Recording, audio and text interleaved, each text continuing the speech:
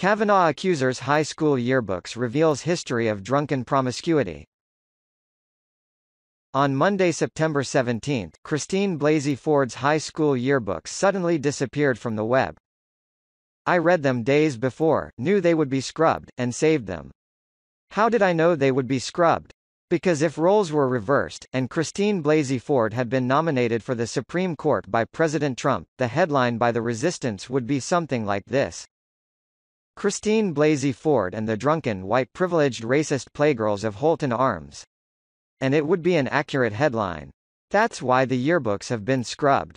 They are a testament to the incredible power these girls had over their teachers, parents and the boys of Georgetown Prep, Landon and other schools in the area. These yearbooks are, therefore, relevant to the national investigation now being conducted in the media, in homes, and in the halls of Congress. And they should not have been scrubbed. If Brett Kavanaugh's yearbooks are fair game, so are these. And you will wonder while reading them, why the hell did the faculty approve of these yearbooks? Why did the parents take out paid ads in these yearbooks? Animal House had nothing on the infamous Holton party scene. The resistance media has been singularly focused on Brett Kavanaugh's high school yearbooks, which imply that he got drunk and threw up. There's no need to imply anything from the Holton Arms yearbooks. It's all there in focus, and the written word too. All of the sordid details as approved for publication by a look the other way faculty. And now it's available for historical, evidentiary review. It is to this wild Holton culture we must look in order to shed light on the last-minute accusation by Christine Blasey. And in the official high school chronicles of this era, we find many names of people who can provide relevant evidence. Christine "Chrissy" Blasey alleges she cannot recall the exact date, place or names of people who were at the party in question. This research is intended to refresh her recollection and the recollections of others who may recall key facts. In this report, last names have been redacted and faces obscured, other than the picture of Chrissy Blasey. The yearbook title is Scribe. The relevant issues are Scribe 82, Scribe 83 and Scribe 84, corresponding to Blasey's sophomore, junior and senior years, when she and her classmates and Kavanaugh were 15 to 17-year-old juveniles. While preparing this report, I came across a biased viral article from Heavy.com that portrays Christine Blasey and Holton Arms as the very essence of high school purity. As for the school itself, when Blasey attended it, nothing could be further from the truth. Brett Kavanaugh attended Georgetown Prep, graduating in the class of '83. Blasey graduated from Holton Arms in the class of '84. The Georgetown Prep boys are mentioned affectionately multiple times in these brazen yearbooks. Holton faculty approved binge drinking. Scribe 84 is the yearbook for her senior year. Her name was Christine Blasey in high school, often referred to as Chrissy. Blasey is pictured at a Halloween party in her junior year. The caption on the right says, "Lastly, one cannot fail to mention the climax of the junior social scene, the party. Striving to extend our educational experience beyond the confines of the classroom, we played such intellectually stimulating games as quarters, Mexican dice and everyone's favorite, Pass Out, which usually resulted from the aforementioned two." The Halloween party pictured above would have taken place within 16 weeks of the alleged assault, which Blasey claims happened in the summer of '82, after her sophomore year. 10th grade seems to have been a ritual initiation into the Holton party scene. Another sophomore girl threw multiple all-night benders, the highlight of which featured a male erotic dancer in gold G-string. 1982 was a particularly wild year and Scribe 82 published multiple pictures of minors drinking heavily, beer cans stacked up, liquor repeatedly glorified, boys, beer and the zoo atmosphere. The caption on the right side of the image mocks the faculty and parents, "Come on, you are really too young to drink." Numerous passages in the yearbooks discuss the drunken keg parties held while parents were away from home. Scribe 83 joyfully recalls partying with the boys from Georgetown Prep, Kavanaugh's high school. The editors captioned a collage of alcohol-themed photos as follows.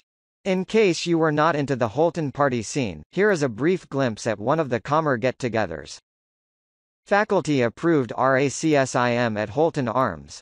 Another disturbing aspect of these yearbooks is evidence of overt racism therein.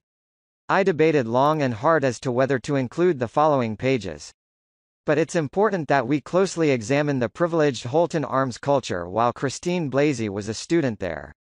Seeing such insensitive racism in action at this prestigious girls' academy, attended by mostly white rich girls, provides context of the very privileged attitude exhibited by the Holton Arms all-female student body. That the Holton girls got these yearbooks approved by faculty and paid for by their parents shows just how powerful they were in their own right at such a young age. And the fact that Holton Arms had these yearbooks scrubbed from the web, just as Christine Blasey-Ford came forward with her allegation against Brett Kavanaugh, proves that they still know how to dominate. In doing so, they prevented the nation from weighing relevant facts. This is why I have chosen to include the following ugliness in the report. The image is taken from Scribe 84, Blasey's senior year edition of Scribe. There are two very disturbing examples of racism in it. Bottom right-hand corner. At Cheryl's multi-class party-redacted name came as an uncanny buckwheat, although she washed the makeup and afro off before the guys showed up. You may be thinking that it was just one mean girl being insensitive, not reflective of the greater Holton Arms society at large. But when we expand the page, the caption was taken from, at the top is a black girl with an afro. This is one of the very few images found in those yearbooks featuring an African American. It does not seem like a coincidence, but rather a probative example of Holton culture. Now scan the previous caption from pg.150 of Scribe 84, this time down the left side.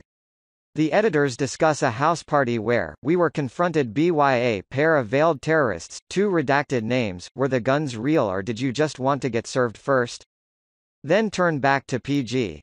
148, where the two Holton girls are pictured in makeshift burqas, holding automatic pistols. Also note that at the bottom of the caption above, the girls mention their male conquests with great pride. No longer confining ourselves to the walls of Landon and Prep, we plunged into the waters of St. John and Gonzaga with much success. Faculty-approved sexual promiscuity. Scribe 82, pg. 260, shows racy images, including three minors dressed provocatively as Playboy bunnies. The caption states, "Beach Week culminated the year for those of us lucky enough to go. With school in our minds in temporary recess, we were able to release all those troubling inhibitions of the past year. While dancing in the middle of Coastal Highway, an redacted last name and friends picked up some men who passed out in their apartment." Read the whole page. It has some weird Hitler jokes as well. Now we turn to the final sentiments from Scribe 84, Chrissy Blasey's senior year at Holton Arms. Page 261 gives the parting sentiment of her 6-year Holton experience. There are two relevant quotes. The first characterizes the senior girls as sexual predators upon younger boys. Other seniors preferred to expand their horizons and date younger men, usually sophomores, who could bring the vitality and freshness of innocence to a relationship. The Holton girls clearly portray themselves as the sexual predators here. Let's talk about memory. In conclusion, please look again at the page. In the final passage, the joy of passing out and forgetting everything you did the night before is praised. And there were always parties to celebrate any occasion. Although these parties are no doubt unforgettable, they are only a memory lapse for most, since loss of consciousness is often an integral part of the party scene.